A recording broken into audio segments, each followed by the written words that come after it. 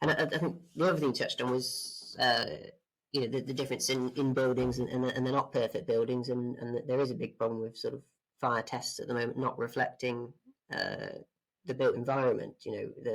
What we see go on a test house doesn't look anything like the problems that we see on real buildings, with systems not being installed correctly, wrong products being used, cavity barriers not being put in the right place. And I think that's one of the biggest problems to address, regardless of what test data is being used, how good the test is. If the building isn't matching the fire test, then it doesn't matter how good the fire test is.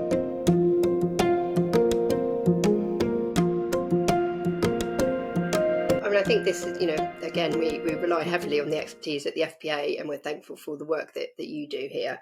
And I think, again, it's looking at what happens in the real world, so that the fire testing is on the systems as a whole. So you can genuinely see how a building would respond to a fire, rather than an individual, product level. And I think that's where some of the issues have come in before, with the challenges around the testing regime. And again, it's being really transparent and open about how the tests are done, and how they actually reflecting real life, because there's no such thing as a kind of perfect building. Buildings are all very different, and will all have their individual kind of flaws, and they perhaps not quite as they thought they were going to be built. But I think you've got to have some kind of real world testing in there to reflect reality, rather than say the kind of small scale product level.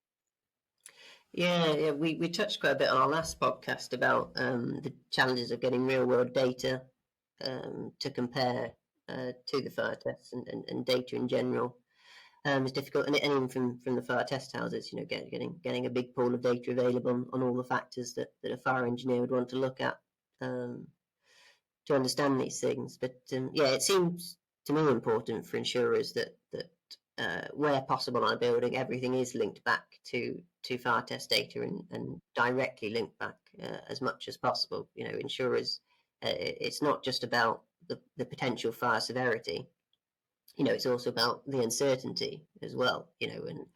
And if there's more fire engineering judgments being used and less fire test data, then that obviously increases the uncertainty. So although the same conclusion might have been drawn that there's not going to be a severe fire, there's more uncertainty there because it's not linked back to the test data. And then also, sort of, I think there's a big challenge alongside that with fire tests not being designed with property protection in mind.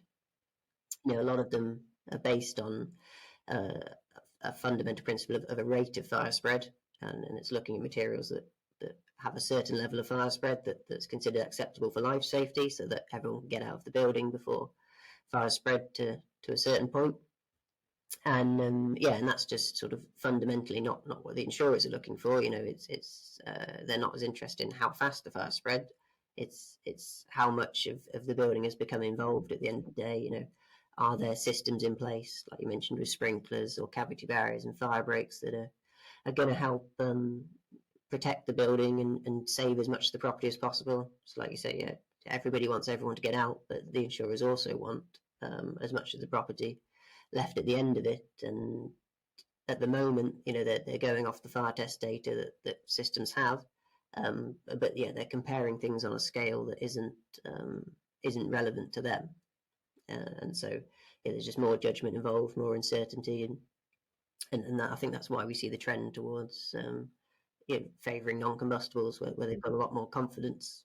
And I think the other thing you touched on was the difference in buildings and they're not perfect buildings, and that there is a big problem with sort of fire tests at the moment not reflecting the built environment.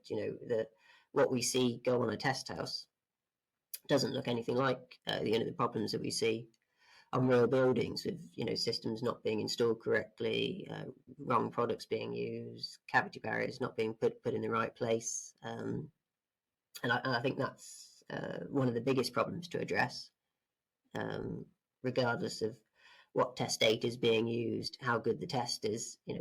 If the building isn't matching the fire test, then it doesn't matter how good your fire test is if it's not going to match it at the end of the day. And I think that's the most important bit to solve, and assumably something that insurers can help out with in encouraging and making sure that people have installed their building correctly.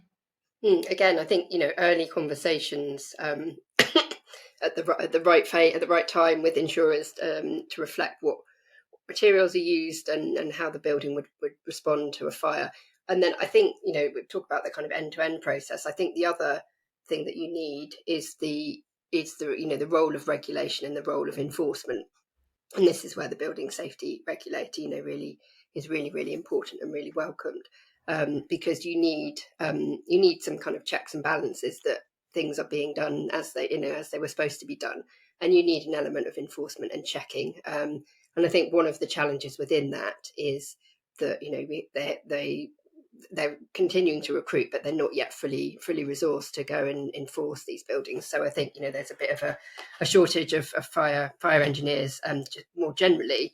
But I think once the building safety regulator is kind of fully up and running, then they're actually visible and they're seen to be out inspecting and checking the buildings as they go up, because you do need the enforcement there. And then if it's not happening, that they to visibly take action against if there is bad practice or actually illegal behaviour on these building sites, then that's tackled and dealt with, and appropriate sanctions taken, so that people see there's a consequence if they don't do it as well.